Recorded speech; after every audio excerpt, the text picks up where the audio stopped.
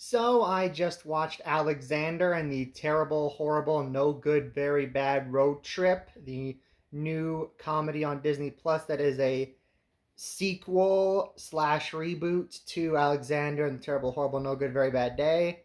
This was directed by Marvin Lemus and written by Matt Lopez.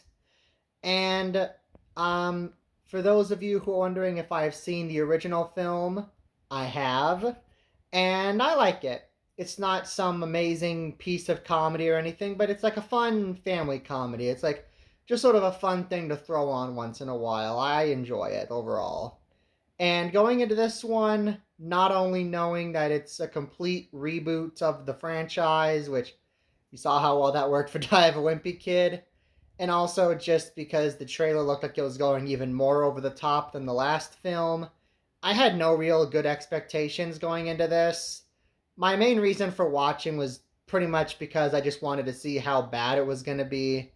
And in that regard, I was not disappointed because this was pretty bad. I guess it's about as bad as you would expect it to be, but that is still pretty bad. First problem wasn't funny. The comedy, I know that the original Alexander movie got pretty over the top at points, but this one was way too over the top. It just got there were these very obvious setups throughout the film. It's like, gee, I wonder if this is gonna happen based on the thing they set up.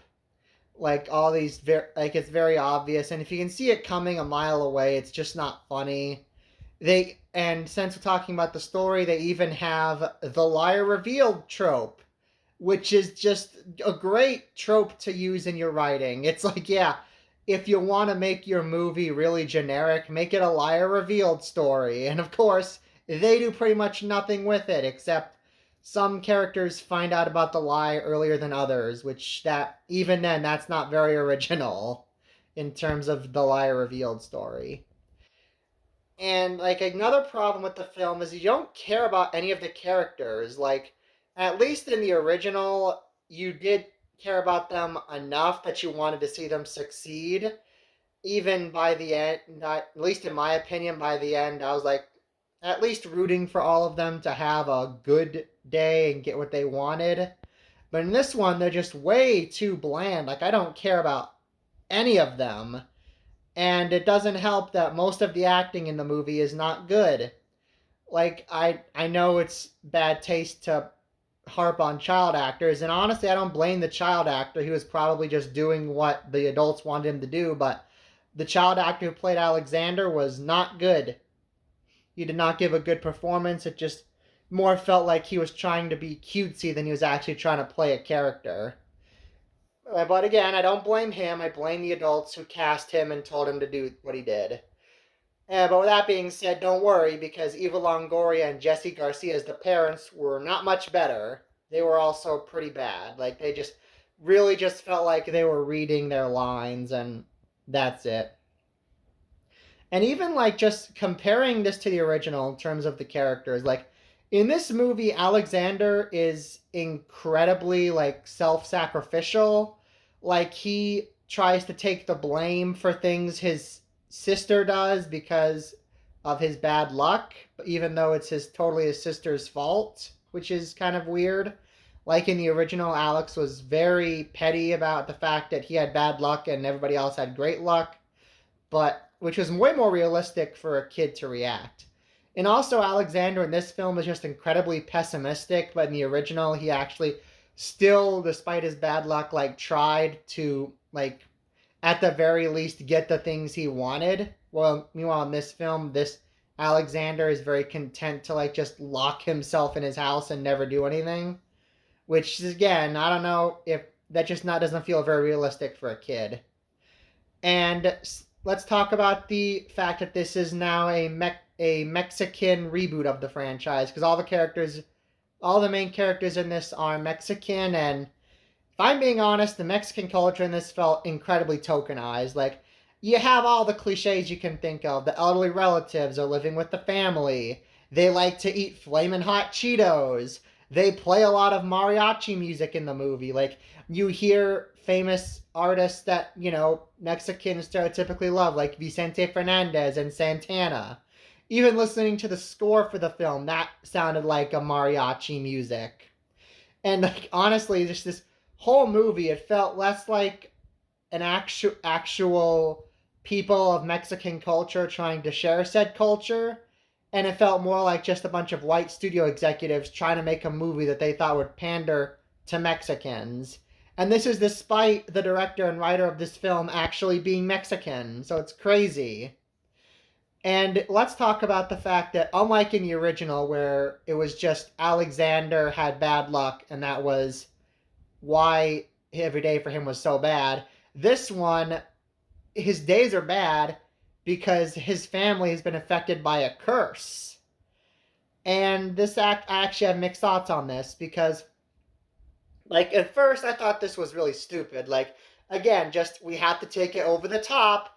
We have to take it. It's not just bad luck, it's a curse that's been passed down from generation to generation. And that just felt really stupid. But I will say, like at the end of the film, without getting into spoilers, there is a revelation that is made about the curse, and I actually thought it was kind of clever. Like it tied into some complaints I had throughout the film about how a lot of the bad luck felt more like characters being negligent or characters being clumsy or characters just not thinking through their decisions. And like there's a revelation at the end that ties into that, and I actually felt somewhat satisfied by that. But again, the key word is somewhat satisfied. And in terms of the other few positives I have about the movie, uh, I liked Cheech Marin and Rose Portillo as the grandparents. Like, their characters felt like some of the only few times that it felt like they were actually trying to share Mexican culture and not just pander to Mexicans with stereotypes. I liked Harvey Guillen's extended cameo. He was kind of funny. And yeah, Ted Lasso fan, obviously I liked the Cristobal Fernandez cameo, which, if you don't know who that is, he plays Danny Rojas. He also managed to get a couple of laughs. And that is another thing. There were some jokes in the film that did, even despite how unfunny the film as a whole was, I got a chuckle at some points. Like, there's this one joke where they riff on the fact that the Alexander and his family are technically undocumented immigrants in Mexico, and that whole bit was kind of funny. But still, like, that doesn't change the fact that this is still a pretty bad movie. It's so far removed from, like, the original Terrible, Horrible, No Good, Very Bad Day book that it's crazy. Like, when I saw in the credits, the credit based on the book, I'm like, we need to put, like, 5 quotes around that because we are so far removed from that book at this point. And it's just, like, an almost embarrassing use of Mexican culture just there to, like, basically pander. Like this, I just did not get much out of this movie, and I'm gonna give it an F. And honestly, if you have kids and you're kind of looking for a fun family comedy to watch, I say try watching the original Alexander and the Terrible, Horrible, No Good, Very Bad Day. I think it's actually a pretty good, pretty funny movie, even if it's nothing amazing. So those are my thoughts on Alexander and the Terrible, Horrible, No Good, Very Bad Road Trip. Thank you so much for watching. If you've seen the film, let me know what you thought about it in the comments down below. Be sure to subscribe to see more reviews like this in the future. And on that note, I will see you next time. Have a great day.